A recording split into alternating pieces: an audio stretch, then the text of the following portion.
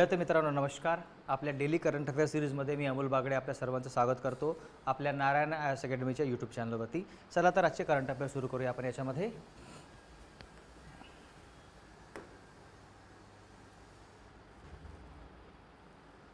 आपले पंतप्रधान जे आहेत ते सध्या गेलेले आहेत, 4 दिवसांच्या दौऱ्यावरती गेलेले आहेत आणि कंटिन्युअसली त्यांना जर आपण बघितलं तर यांच्यामध्ये त्यांना पुरस्कार मिळवून राहिलेले आहेत. तर आता सध्या ज्या देशामध्ये आहेत, कुठे आहे त्याच्यामध्ये नामिबियामध्ये.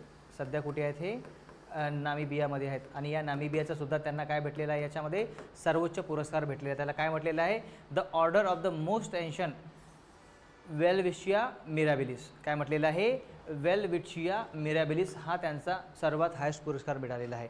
तर ओव्हरऑल जर बघितलं आपण आता कंटिन्युअसली आपण बघतच आहोत डेली करंट अफेअरमध्ये.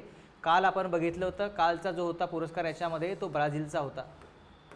ब्राझीलचा 26वा होता. नामिबियाचा जो आहे हा 27वा आहे. याच्या आधी जर बघितलं आपण याच्यामध्ये तर घानाचा होता. त्याच्या आधी जर बघितलं आपण तर सायप्रसचा होता. कंटिन्युअसली 4 देशांच्या दौऱ्यावरती गेलेले आहेत प्रधानमंत्री आणि 4ही देशांनी त्याला त्यांचा देशाचा सर्वोच्च नागरी पुरस्कार दिलेला आहे. हा त्यांचा पुरस्कार कितवा आहे, 27वा पुरस्कार आहे नरेंद्र मोदी यांचा.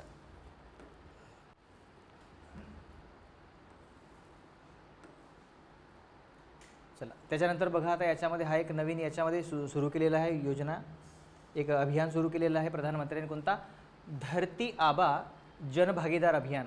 15 जून ते 15 जुलैपर्यंत हा सुरू केलेला आहे. कुठे कुठे केलेला आहे हा, 31 राज्य आणि केंद्रामध्ये 1 लाखाहून अधिक आदिवासी गावांमध्ये राबवला जाणार आहे. कशासाठी राबविला जाणार आहे हा वाला अभियान, याच्यामध्ये बघूया आपण काय आहे. हा एक अभूतपूर्व आदिवासी सशक्तीकरण, काय आहे, ट्रायबल एम्पॉवरमेंट आणि जनसंपर्क उपक्रम आहे, ज्याचा उद्देश काय आहे, सरकारी कल्याण योजनांचा पूर्ण लाभ आदिवासी समाज आणि विशेषतः कोणते, पर्टिक्युलरली वल्नरेबल ट्रायबल ग्रुपपर्यंत पोहोचवणे आहे. म्हणजे काही असे आदिवासी आहेत ज्यांची संख्या फारच कमी झालेली आहे आणि ज्यांच्यावरती धोका खूप जास्त आहे.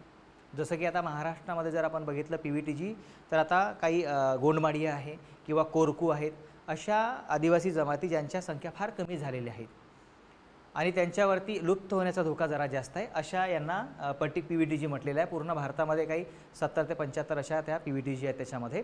तर आता यांच्यासाठी काय करायचं आहे, याच्यामध्ये भारत सरकारचा जो आदिवासी कार्यालय मंत्रालय आहे, ठीक आहे, मिनिस्ट्री ऑफ ट्रायबल अफेअर्स, यांच्यामार्फत याची अंमलबजावणी होत आहे. कारण आदिवासी लोकांना कधी असं होते की खूप जास्त प्रमाणामध्ये त्यांच्याकडे माहिती नसते, तर त्यांना कमीत कमी माहिती तरी पोचली पाहिजे या योजनांची.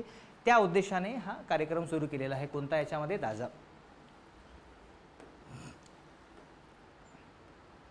त्याच्यानंतर बघा याच्यामध्ये आता एक सबिह खान नावाचे व्यक्ती आहेत. सबिह खान यांना ॲपल या कंपनीचे नवीन CEO, चीफ ऑपरेटिंग ऑफिसर. कोण आहेत हे, सबिह खान आहेत. आपल्या भारतीय वंशाचे आहेत. कुठले, मुरादाबाद उत्तर प्रदेशमधले आहेत. 1966ला यांचा जन्म झाला होता.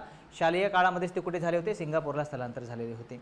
तर आता जितक्याही मोठ्या मोठ्या मल्टीनॅशनल कंपन्या आहेत, जसं की मी म्हटलं याच्यामध्ये मायक्रोसॉफ्ट, गुगल, यूट्यूब, या सगळ्या जर कंपन्या तुम्ही जर बघितल्या, मल्टीनॅशनल कंपन्या, आणि सगळ्याच्या सगळ्या ह्या अमेरिकेच्या कंपन्या आहेत. तर यांच्यामध्ये जर तुम्ही बघितलं तर सर्व जे मुख्य कार्यकारी आहेत त्यांच्यामध्ये भारतीयांचा समावेश आहे आणि त्याच्यामध्ये अजून एक भर पडलेली आहे, कोणती, सबिह खान.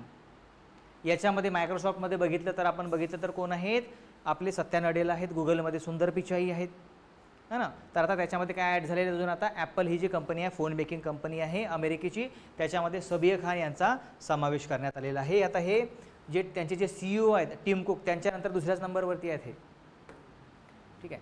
त्याच्यानंतर बघा एक आर्थिक जगताशी रिलेटेड याच्यामध्ये न्यूज आलेली आहे की NVIDIA नावाची कंपनी आहे, ती काय करते, चिप मेकिंग करते. चिप म्हणजे कसं आहे की ज्या मायक्रो प्रोसेसरच्या किंवा आपल्या कम्प्युटरमध्ये ज्या छोट्या छोट्या चिप्स लागतात ना, ह्या चिप्स मेकिंग कंपनी आहे. तर यांनी काय केलेलं आहे, आता $4 ट्रिलियन मार्केट कॅपिटलायझेशन झालेलं आहे.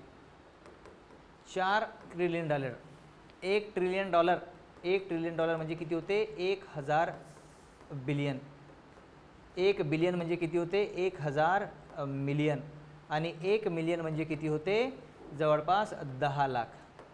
तुम्ही विचार करा की किती मोठी त्याच्यामध्ये असेल, है ना. भारताची आपली आता जी अर्थव्यवस्था आहे ती जवळपास 4 ट्रिलियनच्या जवळपास पोहोचली आहे आणि ही एकटी कंपनी आहे जिची मार्केट व्हॅल्यू किती आहे 4 ट्रिलियन आहे. तर आता ही मार्केट व्हॅल्यू होते काय, थोडंसं एक एक्झाम्पल घेऊया याच्यामध्ये. बघा मार्केट कॅपिटलायझेशन किंवा मार्केट व्हॅल्यू जी आहे ती कशी आहे, एखाद्या कंपनीची एकूण बाजार मूल्य किती आहे, ठीक आहे, की ज्याच्यामध्ये एकूण शेअर्स आणि प्रत्येक शेअरची किंमत. तर याच्यामध्ये बघा 10 ते 10 लाख आहेत आणि 100 रुपये आहेत, तर 10 कोटीची याच्यामध्ये काय होईल, याच्यामध्ये मार्केट कॅपिटलायझेशन किंवा मार्केट व्हॅल्यू होईल.